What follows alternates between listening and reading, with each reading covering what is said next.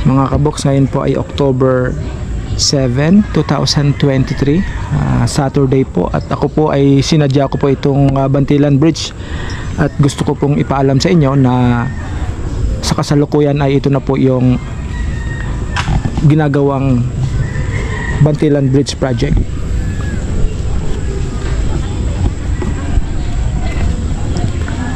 Para po ito sa inyong kaalaman mga kaboks, at ang ating mga residente ay hindi pa rin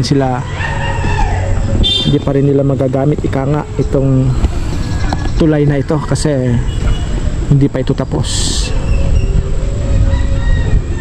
Medyo may katagalan at alam nyo na, sabi ko nga siguro sana matapos to bago mag December. Hindi ko lang alam kung anong taon po mga kaboks, pero at least nagalaw po.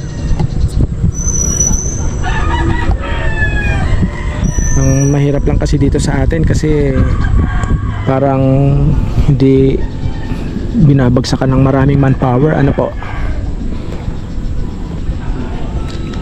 kung sa iba pong bansa ito tapos kaagad,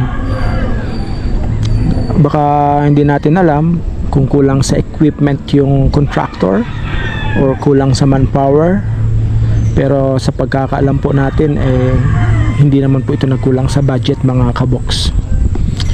At ang ating pong mga residente ay ginagamit po nila yung Pontoon Bridge,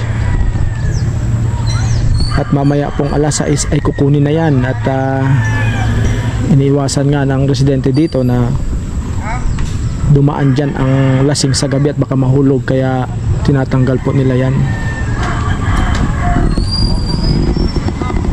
Para po sa inyong kaalaman mga kaboks ay dito po sa aking kinatatayuan meron po ditong stranger na dumaan, taga Cavite po yata yon.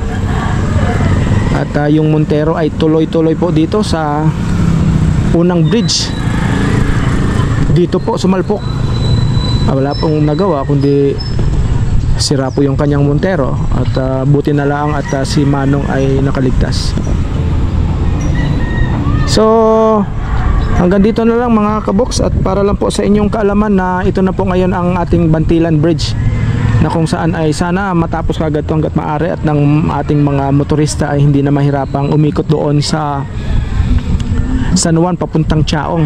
Kasi po kung tapos po ito po ay karugtong or idinudugtong ang Batangas province, yun yung kabila na yon, dito po sa Quezon province.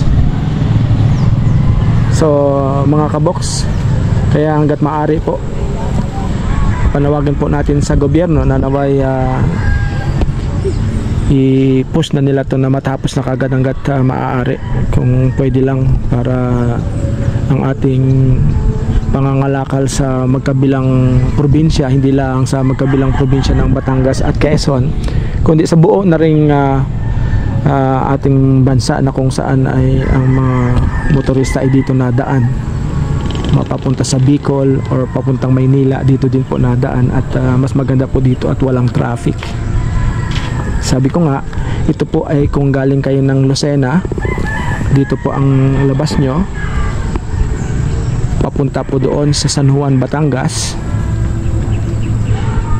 labas po ng Rosario, and then Ibaan, Batangas, and then nandoon na po yung Star Toll or South Luzon Expressway, doon na po yun papuntang Maynila. Kaya kung dito po kayo dadaan ay hindi na po natin madadaanan yung Sariaya, bayan ng Sariaya, Candelaria, Chaong, San Pablo, Alaminos, at ganoon na din po yung Tanawan at Santo Tomas. Kaya maganda pong ito ay matapos na hanggat maaari.